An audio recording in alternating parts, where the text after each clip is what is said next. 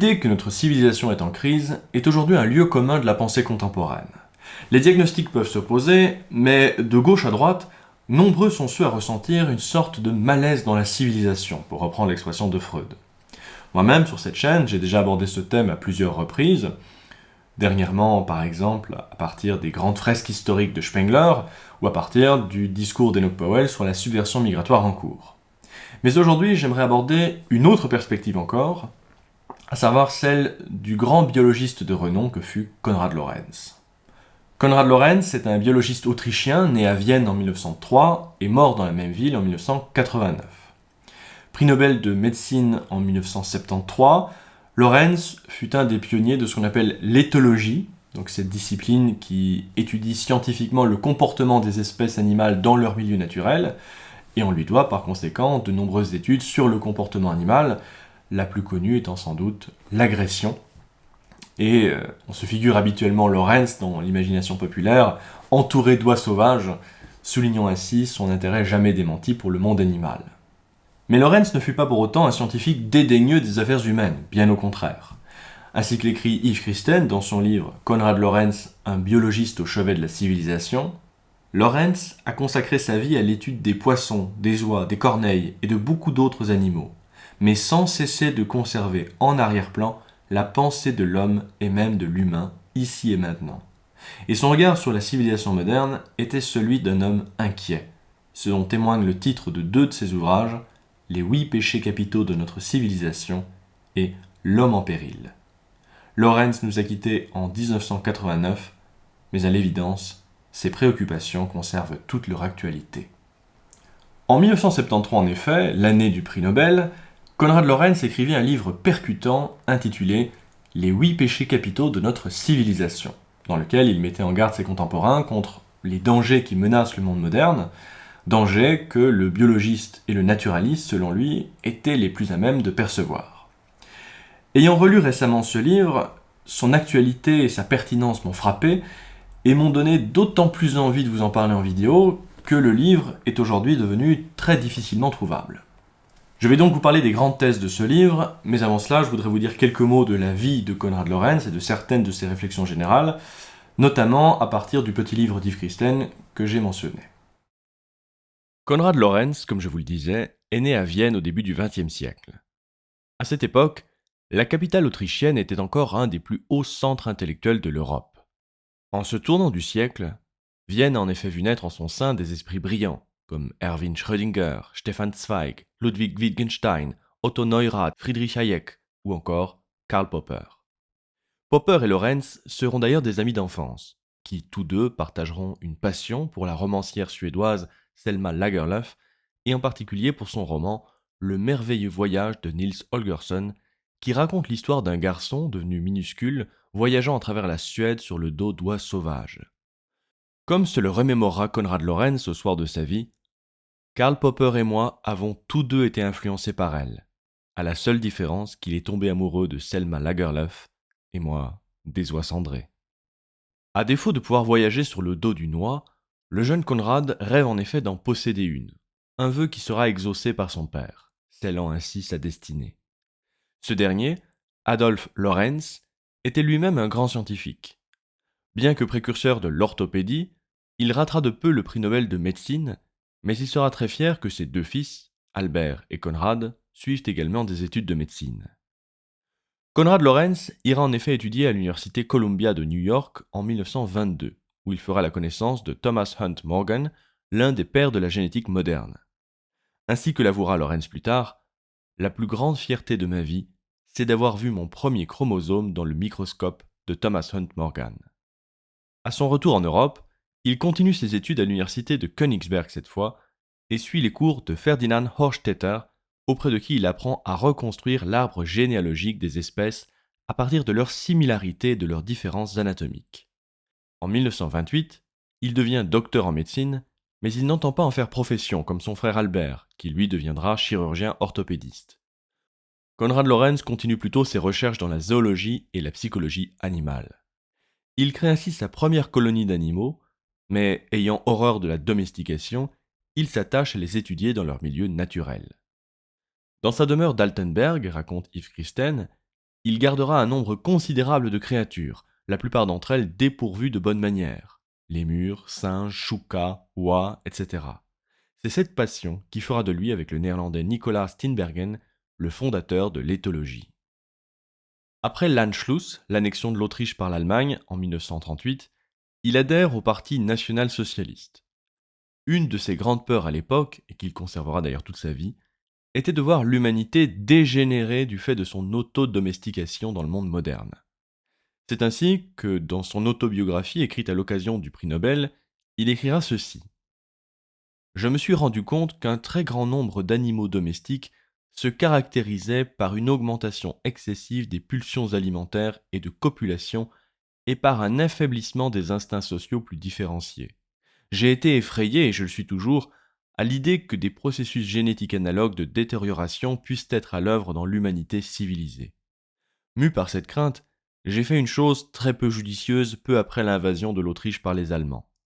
J'ai écrit sur les dangers de la domestication et, pour être compris, j'ai utilisé la pire terminologie nazie. Je ne veux pas exagérer cette action. J'ai cru en effet que les nouveaux dirigeants pourraient apporter quelque chose de bon.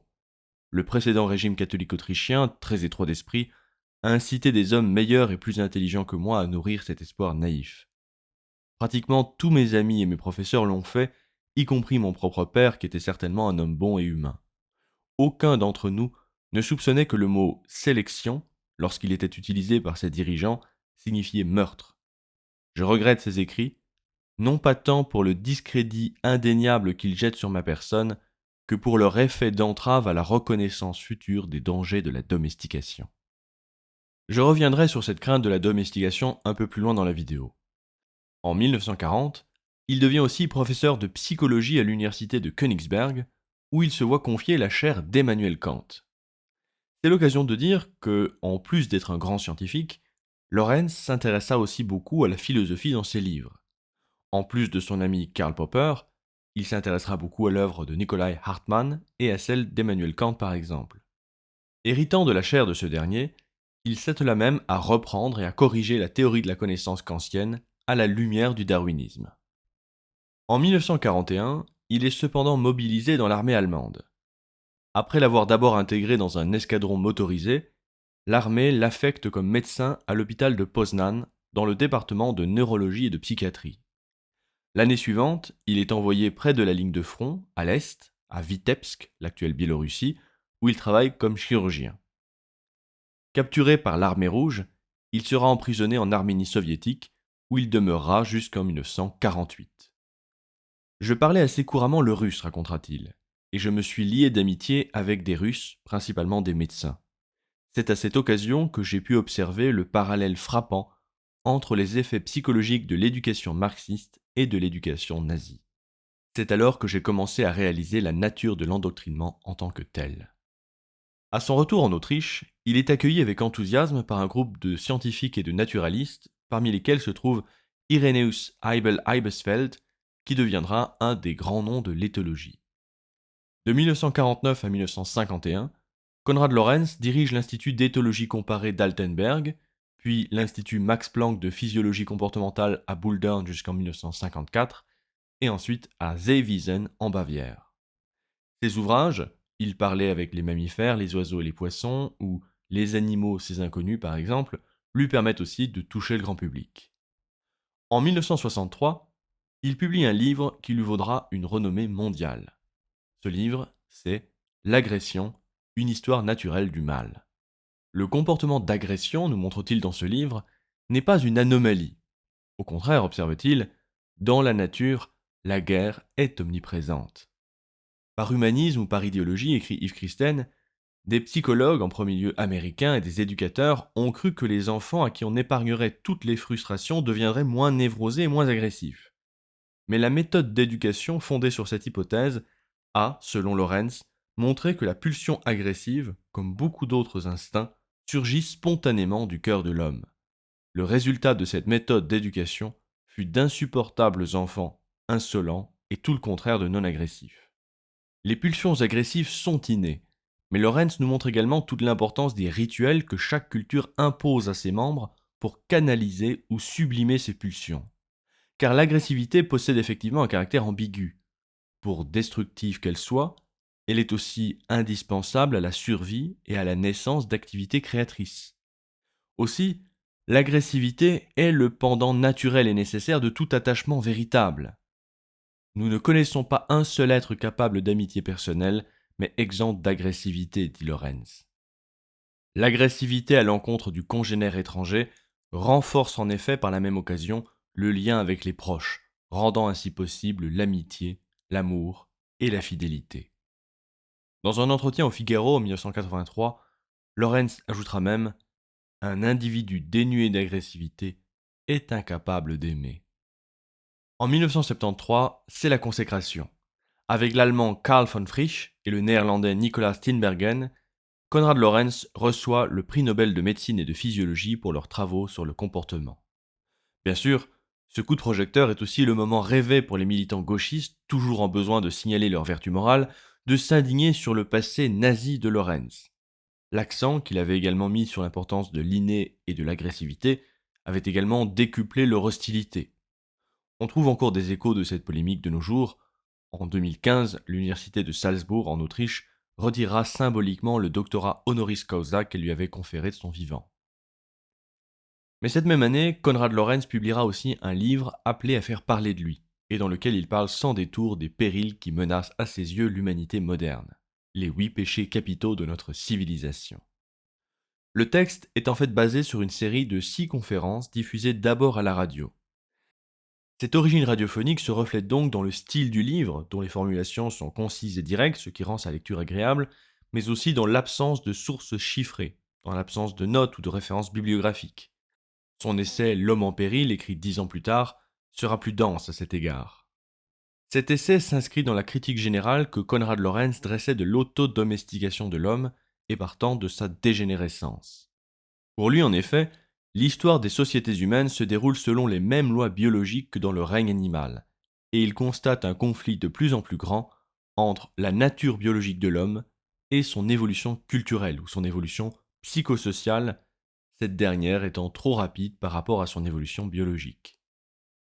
Tous les dons que l'homme a reçus à travers sa profonde connaissance de la nature, les progrès de sa technologie, de sa chimie, de sa médecine, tout ce qui semblait propre à atténuer la souffrance humaine, tend, par un effrayant paradoxe, à mener l'humanité à sa ruine, écrivait-il. Voyons donc dans l'ordre chacun de ces 8 péchés. Je reprends essentiellement le texte de Lorenz, mais j'appuierai aussi certains points par des éléments tirés de son essai plus tardif, L'homme en péril.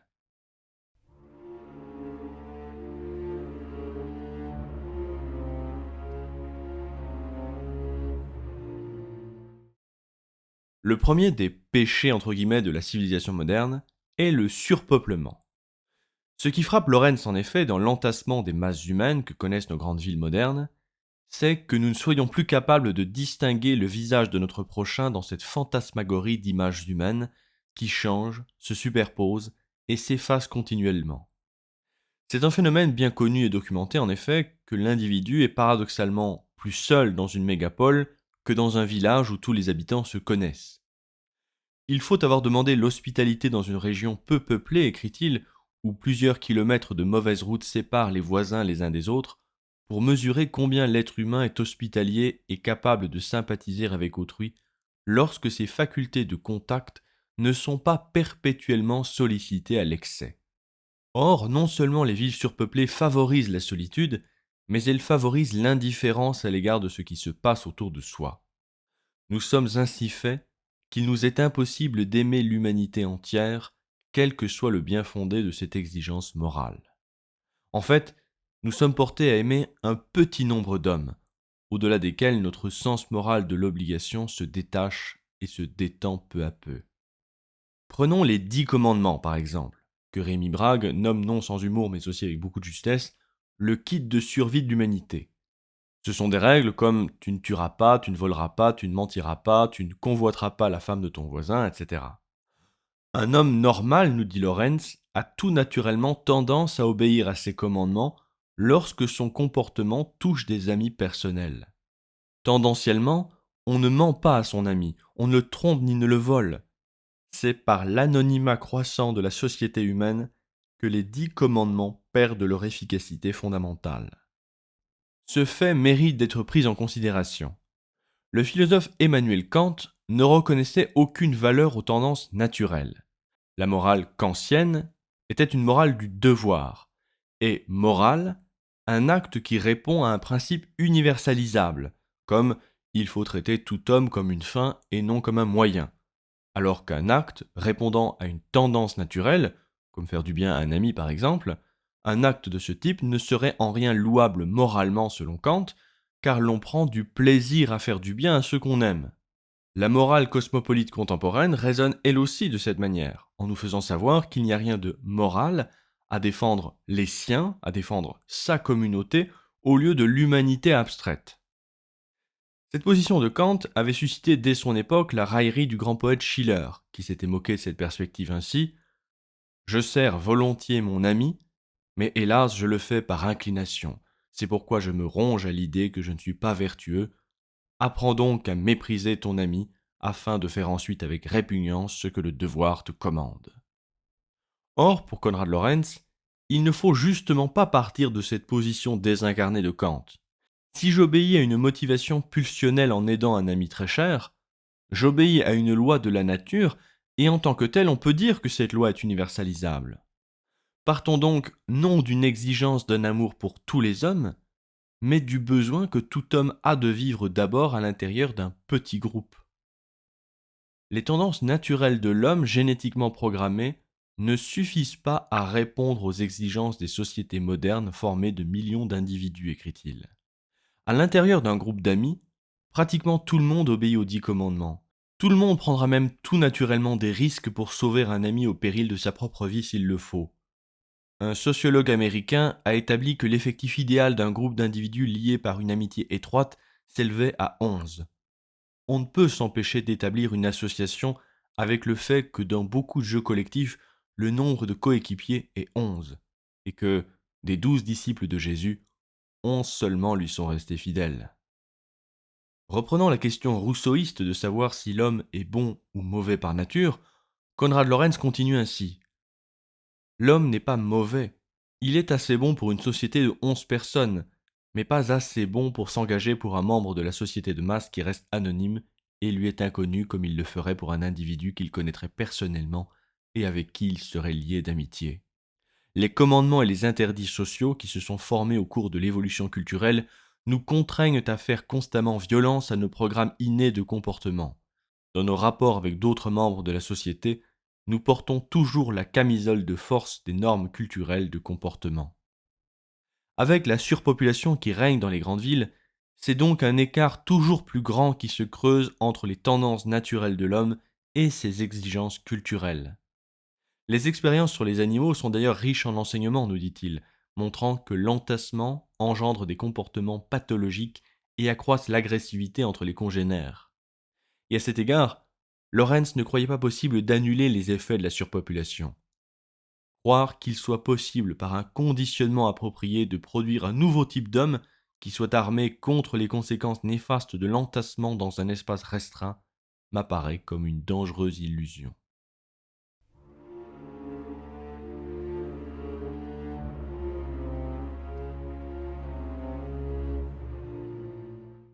Le deuxième péché est la dévastation de l'environnement. Par ce thème, Konrad Lorenz doit figurer parmi les précurseurs de la pensée écologique moderne, ce que la gauche répugne évidemment à reconnaître. Croire que la nature soit inépuisable est une erreur largement répandue, dénonçait-il pourtant. Le paysan sait en effet que les ressources vitales de notre planète ne sont pas illimitées, ce que l'ensemble de l'humanité civilisée semble avoir oublié. Il a fallu qu'en Amérique de vastes régions cultivées aient été transformées en déserts par l'érosion et à la suite d'une exploitation insensée, que des territoires entiers déboisés soient devenus des causes arides et que d'innombrables espèces utiles aient disparu pour que, peu à peu, on reprenne conscience de ces vérités. L'homme civilisé qui dévaste avec un vandalisme aveugle la nature vivante qui l'entoure et dont il tire sa subsistance, attire sur lui-même la menace d'une ruine écologique. Lorsque les conséquences économiques de ce vandalisme se feront sentir, l'homme reconnaîtra peut-être son erreur, mais il est à craindre qu'il soit alors trop tard. Ce qu'il remarque moins encore, c'est à quel point ces procédés barbares nuisent à son âme. L'aliénation généralisée et toujours croissante de la nature vivante est en grande partie responsable du retour à la brutalité que nous constatons chez l'homme civilisé dans le domaine esthétique et moral. Qu'est-ce qui peut bien éveiller chez un adolescent le sentiment du respect si tout ce qu'il voit autour de lui est œuvre humaine et, ce qui plus est, œuvre laide et banale? Cette dévastation de la nature et la prolifération de la laideur utilitaire et industrielle dans nos villes finissent donc par affecter le jugement moral et l'état mental des hommes. Sous ce rapport, il faudrait mettre en parallèle cette critique de Lorenz avec la conférence que Heidegger avait prononcée en 1951, Bâtir, habiter, penser, et dans laquelle le philosophe Schwab rappelait, alors que l'Allemagne reconstruisait en vitesse de nombreux logements après la guerre, qu'il ne suffit pas d'avoir un toit au-dessus de la tête pour véritablement habiter la terre. Il faut que le bâtir de l'homme se fasse de manière à ce qu'il trouve sa place dans le monde. Or, nous dit Lorenz, les considérations commerciales selon lesquelles il revient meilleur marché de fabriquer des éléments en série, mais aussi la mode qui uniformise tout, font surgir dans toutes les banlieues urbaines du monde civilisé des centaines de milliers de logements en série que leur numéro seul permet de distinguer. Ces bâtisses sont indignes de porter le nom de maison, car elles consistent en des rangées de stalles pour bêtes de somme humaine, si l'on me passe l'expression. Faire l'élevage de poules pondeuses dans des séries de cages minuscules est considéré à juste titre comme une torture pour ces volatiles et comme indigne d'un pays civilisé. Par contre, on trouve parfaitement licite d'attendre de l'homme qu'il accepte un pareil traitement, alors qu'il est justement le moins préparé à supporter cette action à proprement parler inhumaine.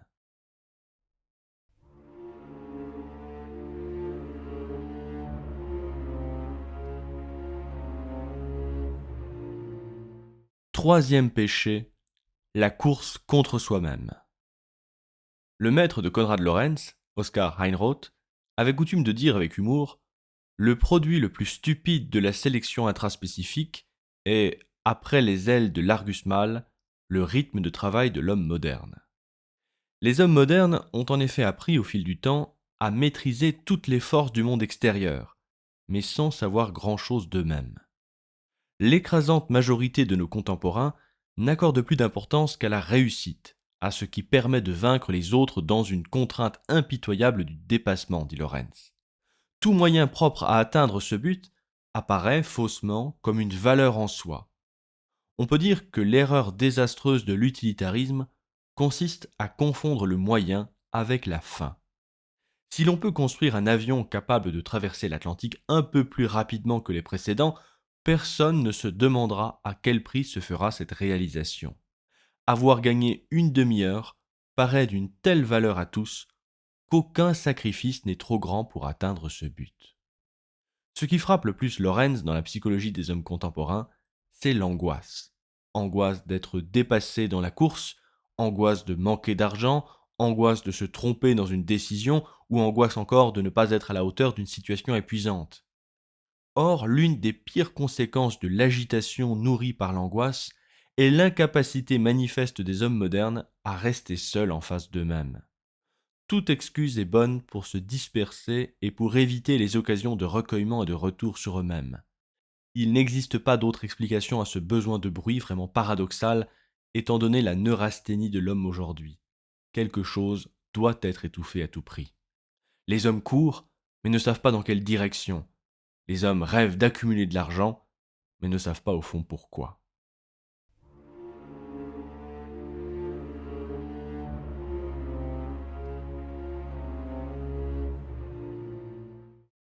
Nous touchons maintenant au quatrième péché de la civilisation moderne, et sans doute l'un des plus importants, la tiédeur mortelle. Il s'agit de la conséquence que le confort introduit dans les corps et les âmes. Notre situation est en effet inédite dans l'histoire. Chez les hommes, comme chez tous les êtres vivants capables d'incorporer et de reproduire des réactions conditionnées, on obtient ce résultat, comme l'a montré Pavlov, au moyen de deux sortes d'excitation opposées. Dans le dressage positif, le reinforcement, qui vient renforcer un comportement antérieur, ou dans le dressage négatif, deconditioning, qui vise à affaiblir, voire inhiber ce comportement. On a coutume de parler du couple récompense-punition pour décrire ces deux sortes d'excitation opposées, ou plus généralement, dans le cas des êtres humains, des sentiments de plaisir et de déplaisir. Chaque apprentissage d'un comportement qui se voit confirmé par une récompense pousse ainsi l'organisme à s'accommoder de situations pénibles. Autrement dit Lorenz, il accepte sans broncher des situations qui, avant le dressage, auraient provoqué de sa part des réactions d'aversion ou d'inhibition. Un loup, par exemple, fait beaucoup de choses qui le répugneraient normalement pour s'emparer d'une proie alléchante. Il saute dans l'eau froide, il passe à travers les ronces ou s'expose à des dangers qu'il redoute pourtant. Le plaisir de la récompense le pousse donc à outrepasser ses craintes. Mais les stimuli inverses de punition œuvrent également à la conservation, car ils font contrepoids aux stimuli de plaisir et empêchent que l'organisme ne s'expose à des dangers sans proportion avec le gain espéré. Le loup, pour continuer avec cet exemple, ne doit pas aller chasser par une tempête du glacial hiver polaire. L'organisme ne peut se permettre de payer un prix si exorbitant.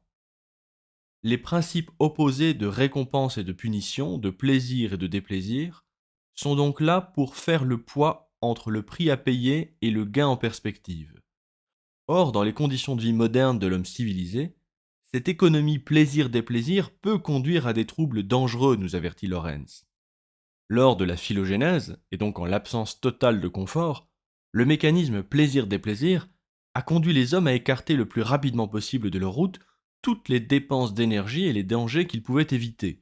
Et cela était parfaitement justifié. La vie de l'homme était dure et difficile, écrit-il. Comme chasseur et carnivore, il dépendait des hasards de sa chasse. Il avait presque toujours faim, sans être jamais sûr de pouvoir manger. L'homme qui vivait sous un climat tropical, pénétrant petit à petit dans des zones tempérées, a dû fortement en souffrir. Avec ses armes primitives, il a dû se trouver dans un état permanent d'alerte et d'angoisse. Dans ce contexte, bien des choses que nous qualifions aujourd'hui de méprisables ou de coupables étaient parfaitement justifiées. Une stratégie inspirée par l'instinct de conservation, faisant de nécessité vertu, lui dictait de se bourrer de victuailles s'il venait à prendre quelque gros animal au piège. La sagesse consistait alors à s'empiffrer le plus possible. Il en était de même du péché mortel de la paresse. Se procurer un morceau de gibier était un tel effort qu'il fallait veiller par ailleurs à ne pas dépenser plus d'énergie que nécessaire. Les dangers guettant l'homme de toutes parts étaient si grands que prendre un risque inutile apparaissait insensé. Une prudence voisine de la lâcheté était alors de mise en toutes circonstances. Or, le développement de la technologie moderne favorise, et ce dans des proportions inconnues jusqu'à nos jours, favorise cette aspiration humaine naturelle à éviter le déplaisir. Et comme le fait remarquer Lorenz, l'accoutumance du passage de la paillasse au divan de soie se fait beaucoup plus vite que la démarche inverse. La plus modeste servante aujourd'hui se révolterait violemment si l'on mettait à sa disposition une chambre avec le chauffage, l'éclairage, la literie et les commodités qui paraissaient convenables à Goethe ou à la duchesse Amélie de Weimar. Même ceux d'entre nous qui sont convaincus des avantages du bon vieux temps et notamment de la valeur éducative d'une vie spartiate changeraient d'avis s'ils étaient forcés de subir le traitement chirurgical qui prévalait il y a 2000 ans. En effet, par la domination progressive de son environnement, l'homme moderne est conduit à déplacer l'équilibre plaisir-déplaisir dans le sens d'une hypersensibilité croissante à l'égard de toute situation pénible. Mais dans le même temps, sa capacité de jouissance s'en va aussi en s'émoussant, et cette situation entraîne des conséquences fort délétères. Ce à quoi l'on assiste, c'est à une intolérance croissante envers toute forme de déplaisir, à des gens par exemple incapables de supporter la moindre critique qui soit ou à affronter le plus petit désagrément, en même temps que le besoin impérieux de se procurer des modes de jouissance de plus en plus extrêmes, sans en être jamais réellement satisfait. De fait, la disparition de tout effort pénible a pour conséquence inévitable d'empêcher toutes sortes de plaisirs qui reposent justement sur ce contraste. Comme le disait Goethe, à rude semaine, joyeuse fête. Plus que de la jouissance, c'est de la connaissance de la joie que l'on se prive ainsi.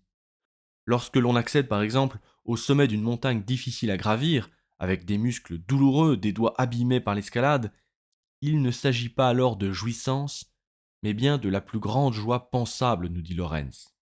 Si l'on peut peut-être obtenir quelques jouissances sans le moindre travail rude et pénible, on ne peut connaître la joie sans lui. Or, nous dira aussi Lawrence dans L'homme en péril, la croissante intolérance à la douleur que manifeste l'homme civilisé transforme les hauts et les bas de la destinée humaine en une artificielle et ennuyeuse surface plane d'un gris monotone sans contraste d'ombre et de lumière. Elle engendre l'ennui et cause par là même cet énorme besoin de distraction de beaucoup d'entre nous. Cette exténuation du sentiment, c'est précisément ce que Lawrence nomme la tiédeur mortelle.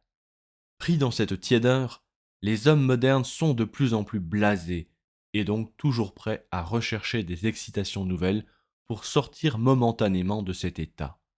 C'est ce que Lawrence appelle la néophilie, un amour quelque peu pathologique de la nouveauté qui pousse les hommes à désirer constamment de nouvelles choses au détriment de leur environnement quotidien, de leurs animaux, voire de leurs amis et de leurs amours.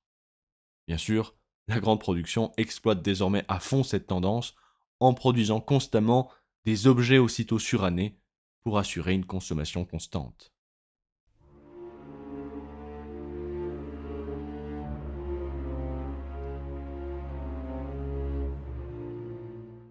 Le péché suivant est sans doute l'un des plus tabous aujourd'hui.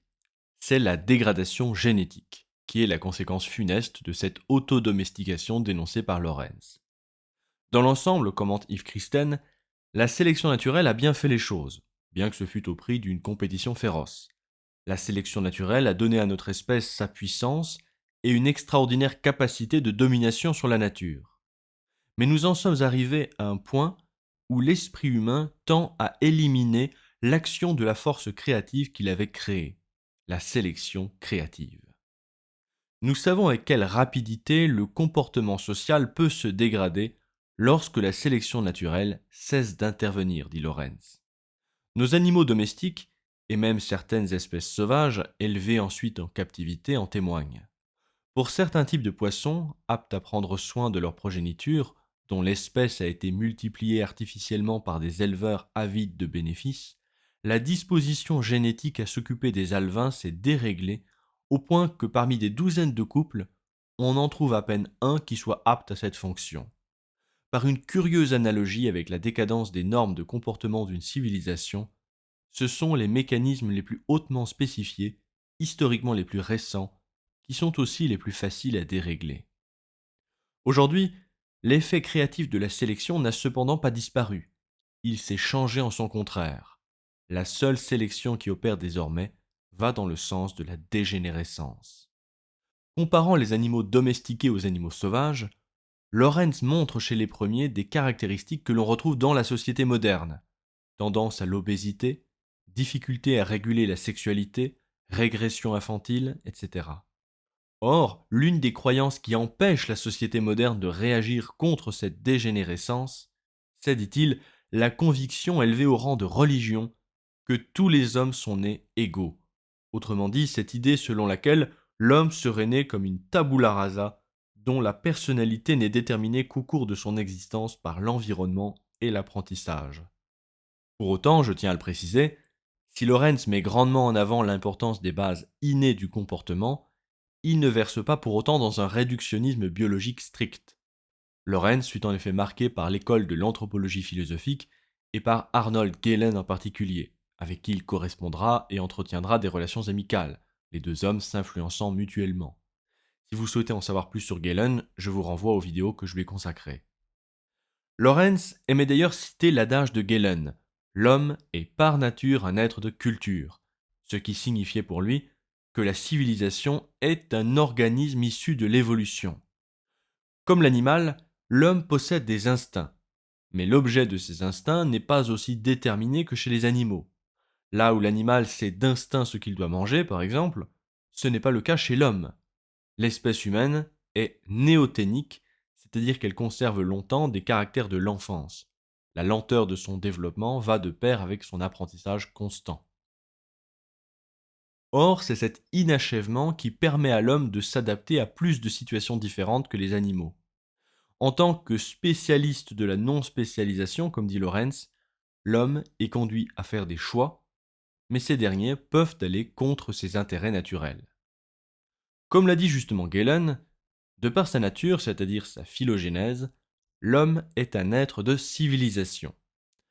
Autrement dit, ses impulsions naturelles et leur contrôle conscient imposé par la société forment un système unique à l'intérieur duquel ces deux facteurs sont complémentaires.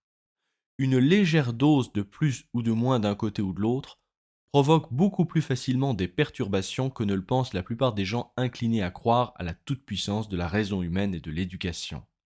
La mesure dans laquelle l'homme parvient à compenser ses instincts et à les dominer, à force de volonté, est malheureusement très réduite. Il faut donc faire très attention à la prolifération des profils asociaux et des parasites dans la société, nous avertit Lorenz, et surtout se méfier de la doctrine pseudo-démocratique stipulant que la structure de tout comportement humain peut être conditionnée, donc indéfiniment corrigée. Nous devons apprendre à allier la sympathie et la compréhension que nous éprouvons envers les personnes au devoir que nous avons envers la société. L'individu, à la fois déficient dans le domaine affectif et social, est un malheureux, un malade digne de compassion. Mais la déficience, elle, est le mal en soi. Elle est la négation de l'acte créateur par lequel l'homme est issu de l'animal. Elle représente une régression humaine et quelque chose d'encore pire et de profondément troublant. Très souvent en effet, par de mystérieux cheminements, le dérèglement du comportement moral ne conduit pas à la simple absence de sentiment du bien et du bon, mais à une hostilité virulente contre ces valeurs. Quand Lorenz parlait donc de dégradation génétique dans les années 70, il visait en priorité la prolifération des profils asociaux. À notre époque, nous pouvons en plus pointer du doigt la chute de l'intelligence. Pour contrer cette dégénérescence, Konrad Lorenz nous invitait simplement à nous souvenir de l'ancienne sagesse. Il suffit, au moment de choisir un conjoint, de se souvenir que l'on doit épouser quelqu'un de bien.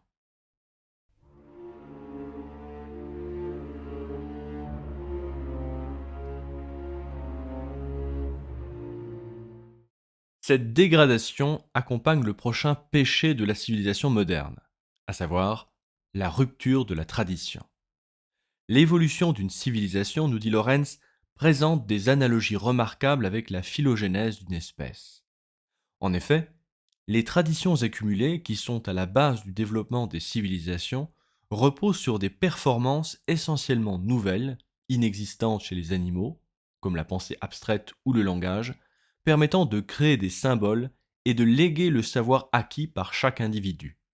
Par ses capacités de transmettre des compétences acquises, l'évolution culturelle progresse beaucoup plus rapidement que l'évolution biologique de l'espèce. La faculté de pouvoir conserver ce qui a été éprouvé apparaît ainsi comme l'une des propriétés fondamentales de l'appareil auquel incombe, dans le développement d'une culture, un rôle analogue à celui que joue le génome dans la mécanique de l'hérédité. Conserver les connaissances acquises est encore plus important que d'en acquérir de nouvelles, écrit-il. Le capital essentiel du savoir humain ne peut donc aucunement se réduire à ce que nous pouvons comprendre rationnellement tout seuls ou prouver scientifiquement. Croire cela conduit à jeter par la fenêtre l'immense trésor de sagesse et de connaissances que contiennent les traditions de la culture ancienne. Une culture contient autant de connaissances acquises au cours d'une lente croissance par la sélection qu'une espèce animale que nous sommes encore loin de pouvoir fabriquer. Lorenz écrivait ce chapitre dans le sillage des mouvements de 68 qu'il condamnait d'autant plus que, disait-il, la révolution de la jeunesse actuelle est fondée sur la haine. Il a d'ailleurs du mal à cacher son hostilité envers l'un des champions de 68. Même avec mon expérience d'éthologue, disait-il, j'ai du mal à ne pas réagir avec colère devant la belle chemise bleue de Cohn-Bendit, gauchiste arrivé. Bien sûr, la rupture de la tradition possède des causes objectives, indépendantes des révoltes estudiantines.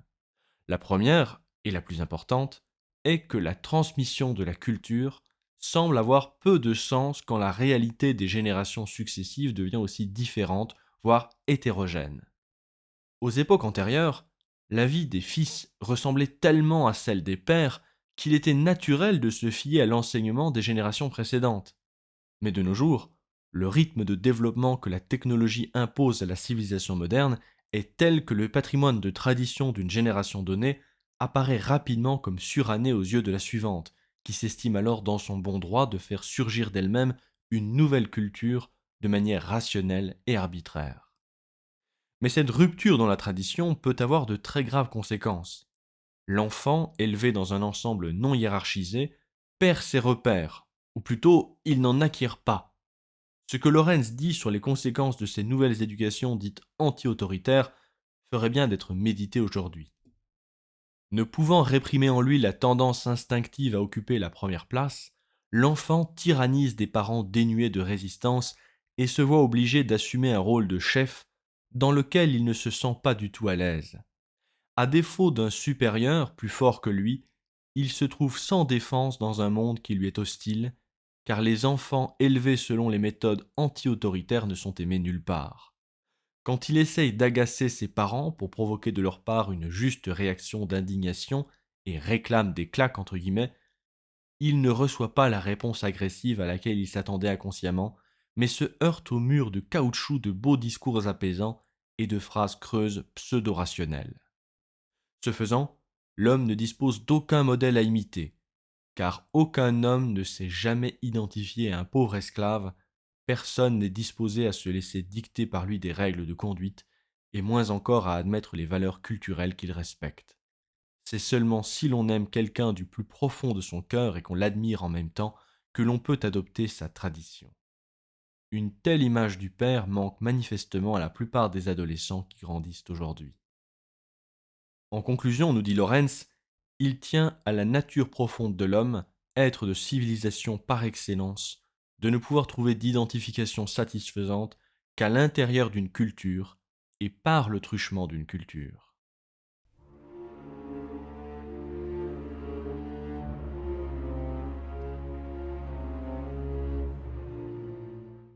Or, ce refus de la culture traditionnelle laisse libre cours à la contagion de l'endoctrinement, le septième péché mis en exergue par Lorenz. En effet, on ne saurait vivre sans croyance, au sens le plus littéral du mot. Même l'esprit le plus scientifique ne peut pas tout vérifier scientifiquement par lui-même. Il doit s'appuyer sur des opinions, sur des croyances ou des hypothèses qu'il n'a pas pu vérifier. C'est pourquoi il est tout à fait rationnel de s'appuyer sur le savoir acquis et transmis par les générations précédentes, sur ces fameux préjugés que l'on ne cesse de dénoncer aujourd'hui. Pour plus de développement sur ce point, je vous renvoie à la vidéo que j'avais consacrée à la défense des préjugés par Joseph de Maistre. Telle est l'approche la plus prudente, car si l'on rejette la tradition de la société dans laquelle on s'inscrit, on est conduit à la remplacer par l'idéologie. Une telle doctrine, dit Lorenz, qui est ainsi élevée au rang de religion universelle, procure à ses partisans la satisfaction subjective de posséder une connaissance définitive du type d'une révélation. Tous les faits susceptibles de la contredire sont alors ignorés, désavoués, ou bien le plus souvent refoulés au sens freudien, c'est-à-dire rejetés dans l'inconscient. Plus les réalités ainsi refoulées seraient propres à transformer son point de vue, et surtout l'image qu'il a de lui-même, plus l'homme oppose une résistance acharnée et passionnelle à ce qu'elle remonte au niveau de sa conscience. Une fois encore, ce qui est mis en opposition, ce sont ceux qui acceptent d'un côté que l'homme est déterminé biologiquement et culturellement, et de l'autre, ceux qui pensent qu'il n'est qu'une page blanche et que tout ce qu'il pense, sent, sait et croit résulte de son conditionnement. Écrivant ce livre du temps de la guerre froide, Lorenz remarquait d'ailleurs que les deux grandes puissances antagonistes communiaient malgré leurs différences dans cette même anthropologie faussée. Les hommes au pouvoir en Amérique, en Chine ou en Union soviétique sont aujourd'hui unanimes à penser que la capacité illimitée de l'homme à être conditionné est extrêmement désirable. Tel n'a d'ailleurs pas changé aujourd'hui. Comme le fait remarquer Yves Christen dans son livre, c'est la même vision de l'homme qui permet aujourd'hui de croire, par exemple, que les êtres humains devraient être laissés libres de décider de leur sexe indépendamment de leur anatomie ou de leurs chromosomes. Mais fort heureusement, même s'il peut conduire à des graves conséquences, le conditionnement idéologique se heurte aux limites de la nature et de l'inné. Le refus intellectuel de l'inné est d'ailleurs assez curieux au fond quand on y pense, car la seule chose qui fait obstacle à la manipulation idéologique, aux manipulations de masse et à l'endoctrinement, c'est l'inné précisément. Ceux qui pensent que la morale, par exemple, ne peut aucunement procéder d'une origine phylogénétique s'exposent à une conséquence en vérité très dangereuse. Le collaborateur de Lorenz, Eibel Eibesfeld, l'avait très justement fait remarquer ainsi. S'il n'y avait pas de prédisposition innée pour le comportement éthique de l'homme, S'il n'y avait pas de normes obligatoires de ce qui est fondamentalement bon ou mauvais, basées sur des adaptations phylogénétiques acquises, nous serions certainement dans une position dangereuse. Un relativisme culturel en serait la conséquence logique, et toute norme culturelle, même les plus cruelles, pourrait devenir obligatoire si la majorité d'une société le trouvait opportun. Et de conclure, je me demande quelquefois pourquoi le danger de cette conséquence de la théorie du milieu n'est pas reconnu avec netteté.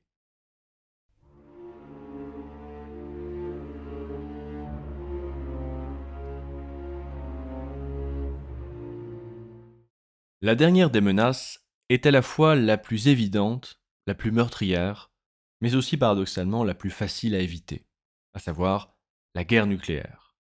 Quand Lorenz avait écrit son livre, l'humanité gardait encore fraîchement en mémoire la crise des missiles de Cuba, et la guerre nucléaire était un horizon constant de la guerre froide. Après une brève parenthèse, cette crainte de la guerre nucléaire est revenue sur le devant de la scène avec l'éclatement de la guerre russo-ukrainienne. Pour autant, nous savons théoriquement comment nous prémunir de la bombe atomique. Il suffit de ne pas la fabriquer ou de ne pas la lancer, disait Lorenz. Étant donné l'incroyable bêtise collective de l'humanité, c'est déjà un but difficile à atteindre. Mais ce danger paraît finalement moins dangereux que les 7 autres péchés.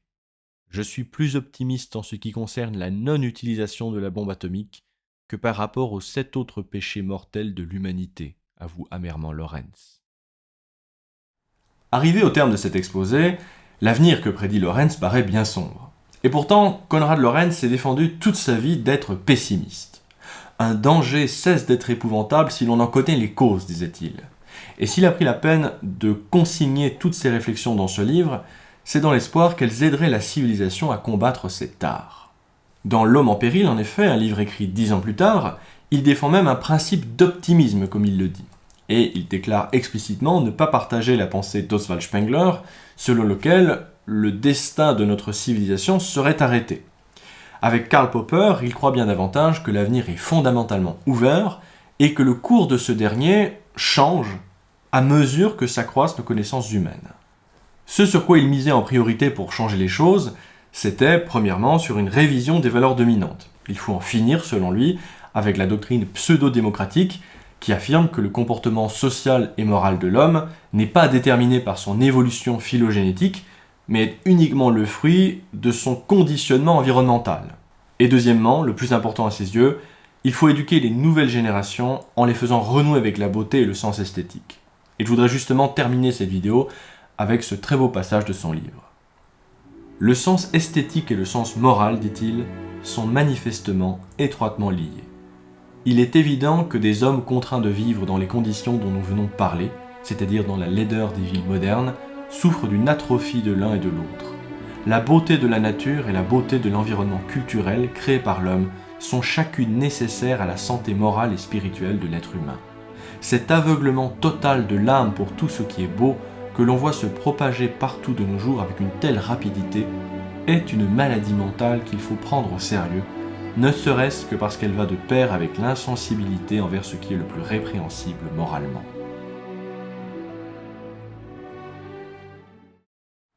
Voilà, cette vidéo est terminée, j'espère qu'elle vous aura plu, qu'elle vous aura intéressé.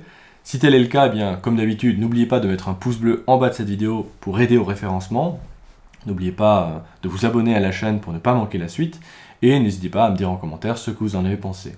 Alors pour conclure cette vidéo, j'aimerais terminer par un important conseil de lecture, car il y a évidemment énormément de thèmes à approfondir, à explorer de votre côté, si tout cela vous intéresse.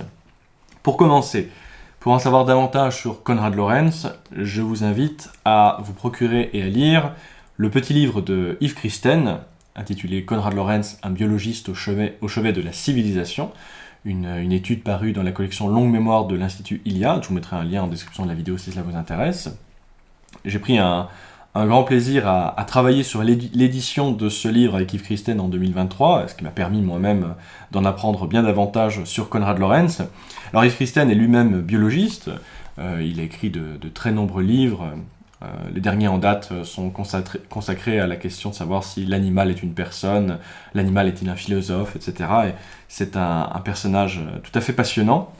Donc je vous invite vraiment à découvrir ce livre qui vous en apprendra davantage sur Konrad Lorenz. Le livre est très bien fait, très clair et très didactique dans l'exposé de ce grand personnage. Yves Christen parle de la vie de Konrad Lorenz, consacre des chapitres sur l'éthologie en tant que telle, sur la question de l'instinct, sur évidemment la civilisation en péril, dont j'aimerais même parler dans cette vidéo, et d'autres points importants de la pensée de Lorenz. Ensuite, si vous souhaitez lire Lorenz dans le texte, en particulier au sujet des thématiques que j'ai abordées aujourd'hui, je vous conseille évidemment de lire Les 8 péchés capitaux de notre civilisation, et immédiatement après, L'homme en péril, donc le livre qu'il a écrit une dizaine d'années plus tard. Les deux livres se suivent, et le second approfondit les thématiques du premier en vérité. Alors, Les 8 péchés capitaux de notre civilisation, comme je l'ai dit, est le fruit de conférences radiophoniques, et par conséquent, il est d'un abord plus simple, plus immédiat. Si vous êtes moins familier de toutes les discussions autour de l'évolution, du darwinisme, de la phylogénétique, etc., ce livre est plus abordable. L'homme en péril est plus touffu, plus dense. Konrad Lorenz a divisé le livre en 4 parties. Dans la première partie, il est vraiment question des théories de l'évolution en tant que telle, l'idée que l'évolution ne connaît pas une programmation prédéterminée. La deuxième partie est consacrée à la question de la théorie de la connaissance. Lorenz y reprend certaines thèses qu'il avait développées dans L'envers du miroir. Et la troisième partie et la quatrième partie concernent davantage cette question vraiment de la civilisation en péril, de la situation de la jeunesse actuelle, de l'esprit comme adversaire de l'âme. C'est le titre de la troisième partie, qui reprend en vérité le titre d'un livre de Ludwig Klages, donc il parle de malaise de la civilisation, l'endoctrinement, la publicité, le plaisir de la concurrence, etc. Donc c'est un livre passionnant. Je conseille vraiment la lecture de ces 2 ouvrages pour compléter la vidéo que je vous ai présentée aujourd'hui. Ensuite, si c'est la dimension éthologique de l'œuvre de Lorenz qui vous intéresse, je vous conseille de commencer par l'agression, tout simplement. L'agression, une histoire naturelle du mal de Konrad Lorenz. Je pense que ça a été édité maintenant dans un format poche. Moi, j'ai encore l'ancienne édition. Alors, le livre a été critiqué depuis. Certaines thèses n'ont pas résisté à l'examen. Une des critiques les plus importantes vient, à mon sens, de Richard Dawkins, qui, dans son livre Le gène égoïste, fait une critique de Lorenz assez rapide mais très forte de Lorenz et de Eibesfeld. Critique cette idée qui était très courante en fait chez de nombreux biologistes à l'époque, pas uniquement chez Lorenz, que l'évolution et la compétition interspécifique se fait pour le bien de l'espèce. Et ce qu'a montré Richard Dawkins, et qui fait en fait tout le cœur de son grand livre, c'est que cette notion de pour le bien de l'espèce en fait n'a pas de sens dans une perspective darwinienne, et que la compétition se fait uniquement pour ses gènes individuels.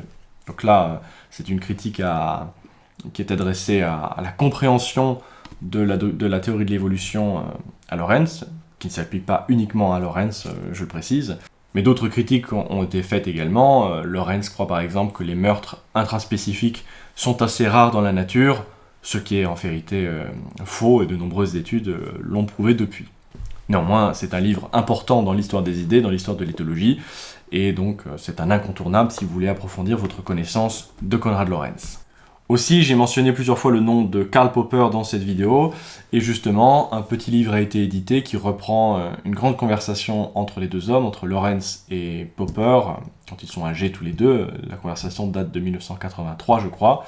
Alors, le livre, quand on voit la couverture de livre, on pourrait croire que tout le livre consiste en un livre d'entretien entre Lorenz et Popper. C'est assez mensonger, car en vérité, la conversation ne prend que les 50 premières pages, et ensuite le reste du livre comprend plutôt des textes, des conférences de Karl Popper. Néanmoins, le livre est très intéressant, donc si vous avez l'occasion de tomber dessus, eh bien, ça mérite d'être lu. Et enfin, comme vous l'aurez compris en écoutant cette vidéo, eh bien, Konrad Lorenz est un des grands précurseurs de la pensée écologique moderne. Une chose qui est rarement mise en lumière de nos jours, maintenant que l'écologie est devenue un thème quasiment exclusivement réservé, accaparé par la gauche. Or justement, quand on fait la généalogie de cette thématique écologique, on se rend compte qu'en vérité, elle est née plutôt dans des courants de droite, ou du moins dans des courants conservateurs. J'ai d'ailleurs réalisé quelques vidéos consacrées à des auteurs de cette sensibilité sur mon espace privé. Je vous en citerai quelques-uns maintenant au cas où cette thématique vous intéresse, pour que vous puissiez approfondir cette thématique de votre côté. Tout d'abord, un des premiers noms et des premiers textes à mentionner, c'est sans doute L'Homme et la Terre de Ludwig Klages, un livre manifeste, un discours plutôt à l'origine de 1913, donc vraiment il y a plus d'un siècle. Ludwig Klages est une des grandes personnalités, une des grandes figures de ce qu'on appelle la révolution conservatrice allemande, qui a écrit un autre grand livre qui s'appelle L'esprit comme antagoniste de l'âme, titre que reprend Konrad Lorenz dans la troisième partie de son livre L'Homme en péril. Ludwig Klages est un personnage très peu connu en France, mais qui a développé une critique sévère de ce qu'il a appelé le logocentrisme. Et contre ce logocentrisme, il défendait plutôt un biocentrisme. Le terme de logocentrisme, d'ailleurs, a été repris par Jacques Derrida, mais dans une perspective très différente. Ensuite, je l'ai cité dans cette vidéo, il y a la grande conférence que Martin Heidegger avait faite en 1951, Bâtir, habiter, penser. Donc c'était dans le contexte de la reconstruction de l'Allemagne, il fallait reconstruire énormément de logements après les destructions de la Seconde Guerre mondiale, et Heidegger avait été invité à parler devant un parterre d'architectes en particulier, pour leur parler de la façon dont il faudrait reconstruire l'Allemagne en quelque sorte. Et donc il insistait sur le fait que la reconstruction ne devait pas, pour résumer les choses vraiment très simplement, ne devait pas uniquement prendre en compte une dimension strictement utilitaire. Le simple fait d'avoir un abri pour se loger n'est pas une véritable habitation pour l'homme. Et donc il avait fait une magnifique conférence dans laquelle il développait d'ailleurs une conception de ce qu'il appelait le quadripartie, pour en finir avec une vision strictement subjectiviste de l'habitation de l'homme sur Terre. Enfin, je vais parler de tout ça dans une vidéo sur mon espace privé. Si cela vous intéresse, eh bien, je vous mettrai un lien en description de cette vidéo.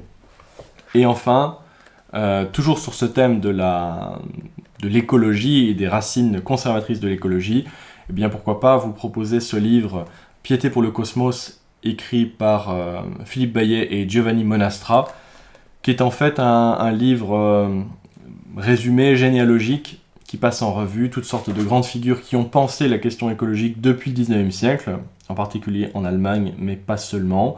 Il est notamment question de Ludwig Klages, d'Oskar Spengler, de Konrad Lorenz, mais bien d'autres personnes aussi moins connues.